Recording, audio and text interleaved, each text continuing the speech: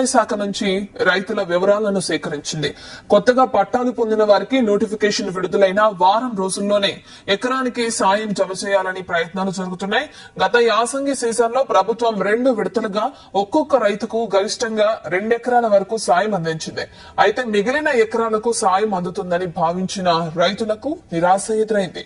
Kharif season లో ఎక్కువగా పంట సాగు జరుగుతుండటంతో పూర్తి సాయం ఇవ్వాలని ప్రభుత్వం నిర్ణయించినట్లు వ్యవసాయ శాఖ వెల్లడించింది.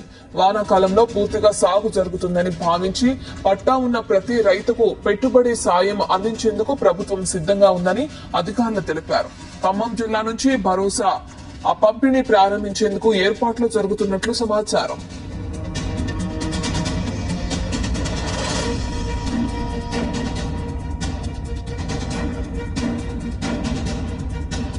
ప్రారంభం అవుతుండటంతో రైతులు ఇప్పటికే పెట్టుబడుల కోసం అప్పులు తీసుకుంటున్నారని, వారికి ఇబ్బందులు లేకుండా సాయం అందించేందుకు చర్యలు తీసుకుంటున్నట్లు తెలిసింది.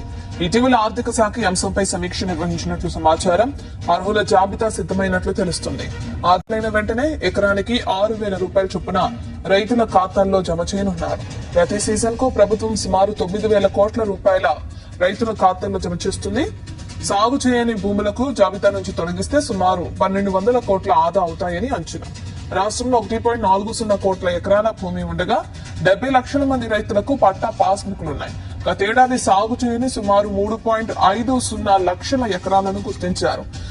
రియల్ ఎస్టేట్ వెంచర్లు, గ్రామ పరిసరాల్లోని భూములు, రోడ్లు, కాలువల కిందకు వెళ్లిన భూములు కలిపి సుమారు 2 లక్షల ఎకరాల సాగుకు పనికిరావని తేల్చారు. ఇటువంటి భూములకు సాయం ఇవ్వడం కంటే నిజమైన రైతులకు అందించడం వల్ల వ్యవసాయ రంగానికి మేలు జరుగుతుందని ప్రభుత్వం భావిస్తుంది. ఇప్పటి వరకు పట్టా పాస్బుక్ లో ఉన్న మొత్తం భూమికి సాయం అందించగా ఇకపై 5 నుంచి 7.5 ఎకరాల వరకు మాత్రమే పరిమితం చేయాలని ప్రభుత్వం ఆలోచిస్తుంది. రియల్ ఎస్టేట్ పడావు భూములకు సైతం సాయం వెళ్లినట్లు ప్రభుత్వం గుర్తించడం జరుగుతుంది. వ్యవసాయ శాఖ వాటికి దశల వారీగా తొలగించేందుకు చర్యలు చేపడుతుంది. పెద్ద భూస్వాములకు సాయం అందించడం కంటే చిన్న సన్నకారు రైతులకు ప్రాధాన్యత ఇవ్వాలని ఎమ్మెల్యేలు సూచిస్తున్నారు. ఇలా చేస్తే వారికి ఆర్థికంగా మద్దతు లభించడంతో పాటు ప్రభుత్వానికి మంచి పేరు వస్తుందని భావిస్తున్నారు. యాసంగి సీజన్ లో కేవలం 2 ఎకరాలకే సాయం అందించడంపై విమర్శలు వ్యక్తమవుతున్నాయి. గతంలో రైతు బంధు, రైతు విడతలుగా సకాలంలో జమ అవ్వగా ప్రస్తుతం ఆలస్యం కావడంతో రైతులు అసంతృప్తి వ్యక్తం చేస్తున్నారు. గ్రామాల్లో రైతుల నుంచి ప్రశ్నలు ఎదుర్కోవాల్సి వస్తుందని భావించి కొంతమంది ప్రజాప్రతినిధులు వెనకడుగు వేస్తున్నట్లు సమాచారం.